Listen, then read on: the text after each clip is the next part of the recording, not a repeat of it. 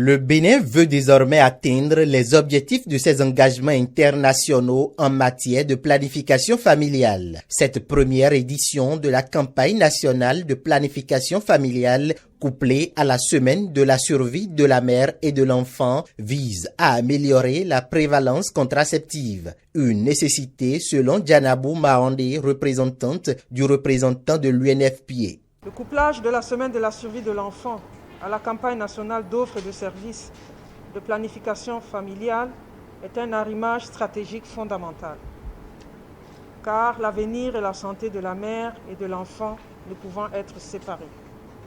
Ce couplage est également la preuve du souci d'efficience au plus haut niveau de la coordination du développement du secteur sanitaire au Bénin.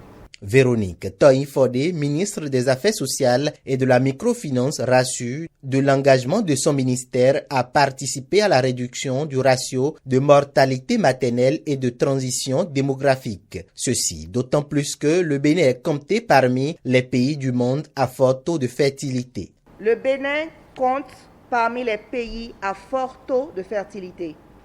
L'enquête de démographie et de santé 2017-2018 a révélé que l'indice synthétique de fécondité au Bénin est de 5,7 enfants par femme, alors qu'il était précédemment établi à 4,9 enfants par femme.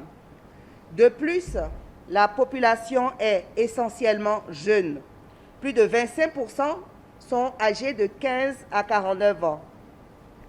On peut dire que c'est une grâce, mais à condition de pouvoir en assumer les charges y afférentes. Pour une lutte plus efficace, le Bénin a pris de nouveaux engagements dans le cadre du planning familial 2020-2030. À en croire Benjamin Rompati, ministre de la Santé, ces engagements permettront d'accélérer la transition démographique. C'est rendre totalement gratuite la planification familiale pour toutes les cibles. Deuxième engagement qui est également fort, pour concrétiser et assurer de façon sécurisée. Le premier, c'est d'augmenter le budget qui est alloué pour l'acquisition des produits contraceptifs de 10% chaque année, permettant ainsi de porter ce montant à 403 millions en 2026. Troisième engagement fort, d'augmenter la méthode contraceptive, le taux de prévalence contraceptive, à 20% d'ici 2030, avec une attention particulière, encore une fois, pour les cibles des adolescents, ces jeunes. À travers ces engagements, le Bénin veut atteindre d'ici 2026 un taux de prévalence contraceptive de 20% chez les femmes de 20 à 24 ans.